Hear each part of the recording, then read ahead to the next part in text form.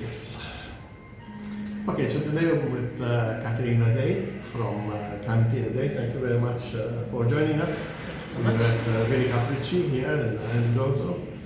And we're going to be talking a little bit about the wines that you produce, particularly coming from the Montepulciano region of Tuscany.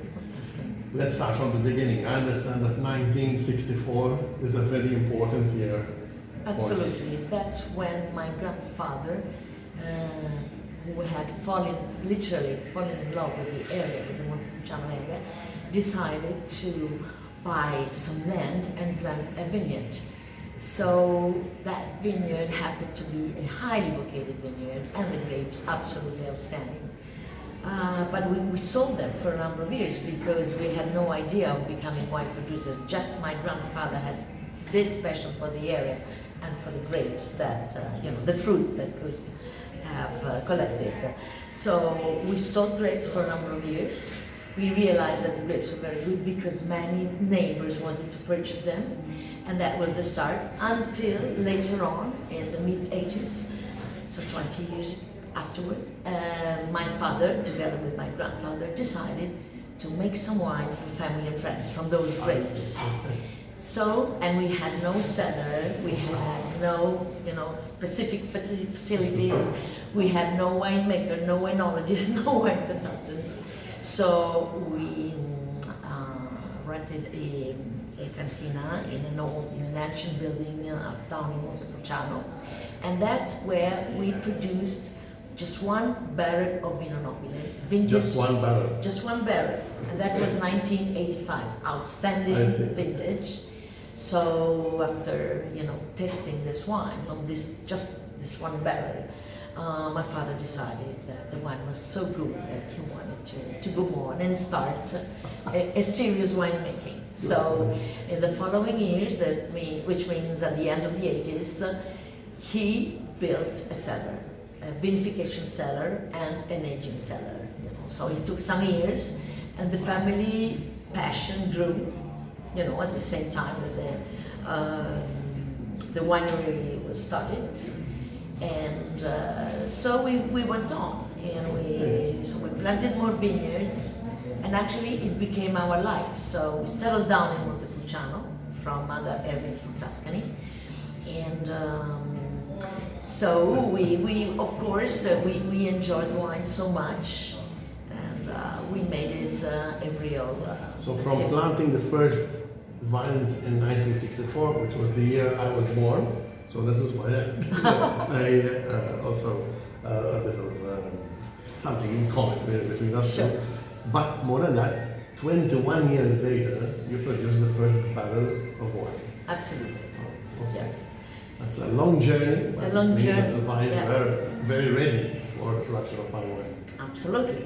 And as you well know, Montepulciano is a very ancient, beautiful area. It's in Tuscany. It's, by the way, the only town in Italy, and it's in Tuscany, so nothing to do with Montepulciano d'Abruzzo, where Montepulciano stands for the grapes, so a totally different story. But Montepulciano, the town, is also called the Pearl of the 15th century. It's a beautiful town from the Renaissance, and it was built by the Medici family from Florence. So Montepulciano was connected to Florence in terms of culture, architecture, art, and of course wine. The Medici family, knew exactly the value of the city, economically speaking, artistically speaking, and socially. So Montepulciano developed and flourished in the 16th century, and that's when we hear the name Nobile. Guess why? Okay. Because it was the most important wine produced in the region, reserved to the nobles, so reserved to the most important people. Not only people who lived there and people who approached the area, but it was also wine that reached out to many crown heads all over Europe. I see. So it went to the court of A lot of England. nobility, even in the story, A lot of in the history nobility. of this wine. not of the village. Now, this is where I'd like you to help us because my feeling is that, especially from a local perspective, here in Malta and also, when we talk of Tuscany, we always talk of very fine wines, very magnificent wines, but we always fall on, well, not always, but largely fall on the most known, at least here. Chianti, of course, Brunello di Montalcino, Super Tuscans. Vino Nobile di Montepulciano, I fear, is not well known enough in our market. And I'd like you to help us understand this wine and tell us why it is also different from the other Tuscan wines. So, I would say the Vino Nobile di Montepulciano is a pearl to be discovered.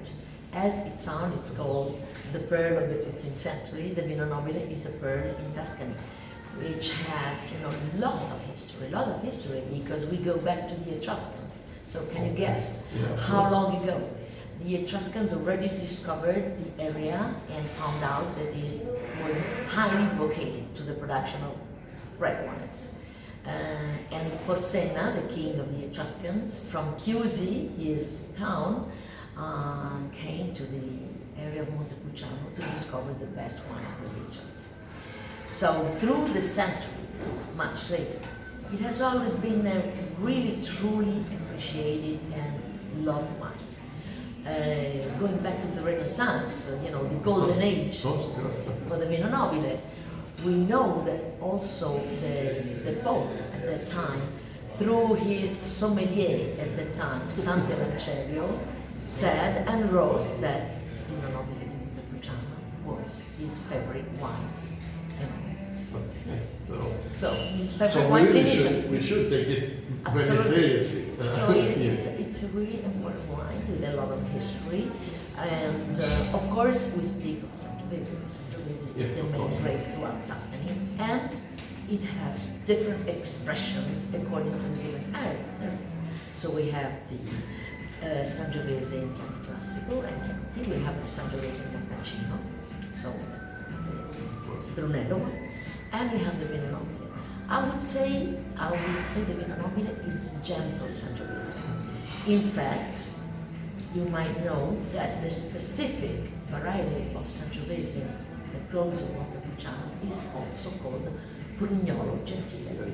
So Prugnolo, because the taste, the flavor, and that characteristic taste has to do with plums. So Prugna is the plum, so that's why Prugnolo. And Gentile is gentle. So it's a gentle Sangiovese. Talking of my wine, I would say they play finesse, elegance, a lot of balance. And I want my Vino Nobile to be really caressing your palate and being soft in tannins.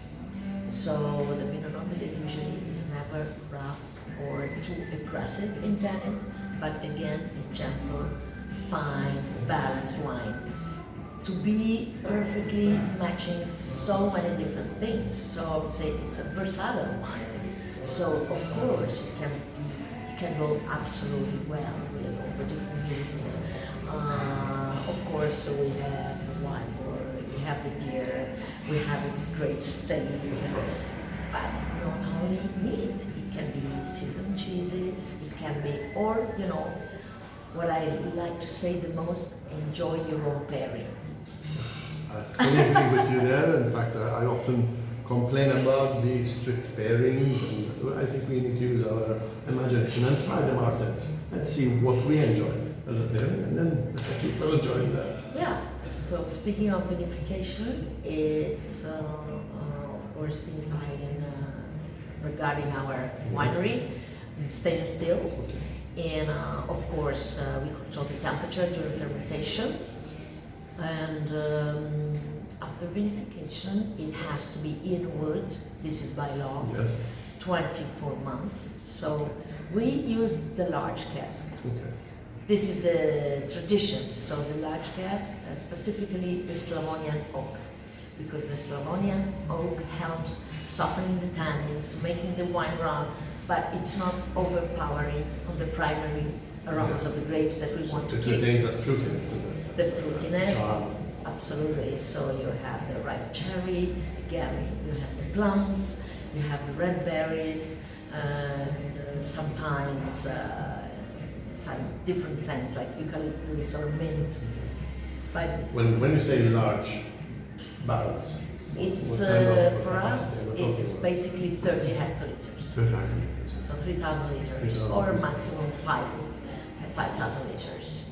That's for 2 So the years. impact of the wood is very minimal, very soft as you just Absolutely. explained. And then it's, in bottles. So refined in bottles Yes, of course. for some months so that it's perfectly balanced. When it comes to the alcohol content in general, what are we talking about? Yeah, of course, the latest vintages have been hotter Yes. and anticipated, so we speak of 14%, 14.5, something like this for the Vino Nobile. And still, the impact on the palate is a soft. Absolutely soft. Easy. In fact, I have, people and clients who care about the alcohol volume, and I tell them, do not look at the label, taste the wine, Yes. and then tell me if you feel the alcohol. I tell you, you won't feel the alcohol because it's perfectly integrated with the tannins. If there's balance, then There is balance. Yes, of course. But I would like to tell you something else very important about the history of Montepulciano. So we spoke about the past, Yes. but let's say something very important about the most recent history. The Vino Nobile was the very first DOCG, Yes, of course. so denomination of control and guaranteed origin on the domestic market. So we Because of obtained 1980. 1981, it was 81. the very first DOCG, over all Italian DOCG on the domestic market. So this tells something about the importance of this wine. For sure. And even for us here in the Mediterranean, since now you know what it feels like even here in the peak of summer. It's hot. It can be a bit tiring, but a bottle of Vino Nobile Montepulciano should go very well. Maybe lightly chilled or not. I agree with you, totally. Yes, a little bit chilled will be perfect. Keep in mind that I have to serve reds at about 18 degrees, and there's no room in Monte which will have 18 degrees. So just a slight chill will help the wine really refresh us at the same time, which is, I think, important for this type of wine. I Absolutely. understand you're a lover of arts and culture, history, and music. Absolutely. How does wine bring these together, or how does it satisfy your longing for these arts? So, going back, to my roots, when my father asked me to get involved in the winery activity, I said no for several times because I was totally wrapped in my musical and artistic studies. So I said, Dad, no thanks. No, I'm not being involved, the wines. And then, okay, so he insisted, so we made a deal, and I said to him, okay, I will be there for the harvest, so I'll be collecting grapes, but then please leave me alone. This was 30 years ago, actually 1991. So I went into the vineyards with my scissors and boots, and I started picking grapes. And that was something, absolutely stunning, and something so strong and such a great emotion, because I felt, being in the nature, the perfumes, the colors, the grapes, and I said, this is so amazing, this is something so special. I think I'd love to live here, to be here, and you know what? The nature, the countryside, the silence, the harmonic atmosphere of the nature, I'll be able to play my piano and to sing daytime, nighttime. I won't disturb anyone.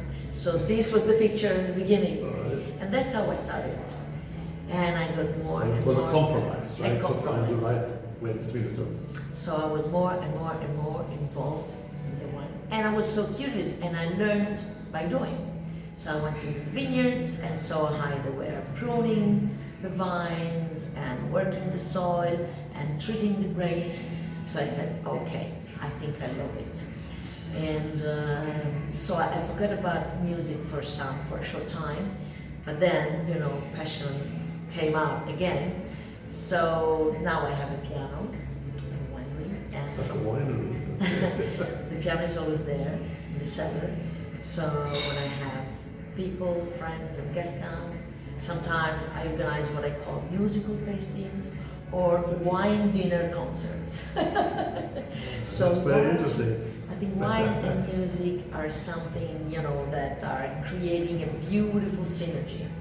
And I have to say they have so much in common because both music and wine do not need translation because they speak an international language, being a sensorial language.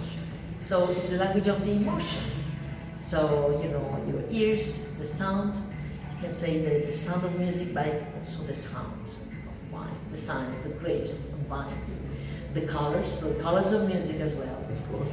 And when you play an instrument or the colors of your voice, and enjoy an emotion, which has also a taste, has to do with the taste.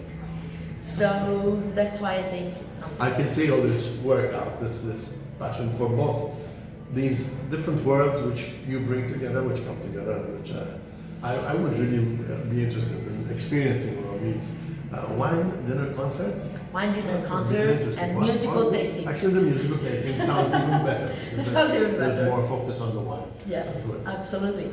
And so I also recorded a couple of albums. Really? Yes, to have some fun with professional friends, musicians.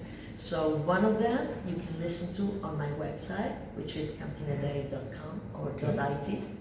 So, and I put together, you know, all the songs that I like the most.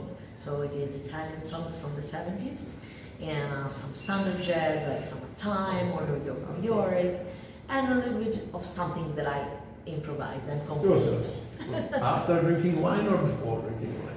After, After you know, drinking of wine. course. After a couple of bottles, for sure. For sure. Katerina, thank you very much for your time. It has been a real pleasure to get to know you and to get to know a little bit more about your wines. This is an invitation for all of us who like wine, who enjoy wine. Next time you come to look for a bottle of wine you want to try, okay? Give all the favorites a chance, but of course, put Vino Nobile di Montepulciano amongst your favorites. Give it a try this summer. Thank you very much. Thank you so much. Thank you.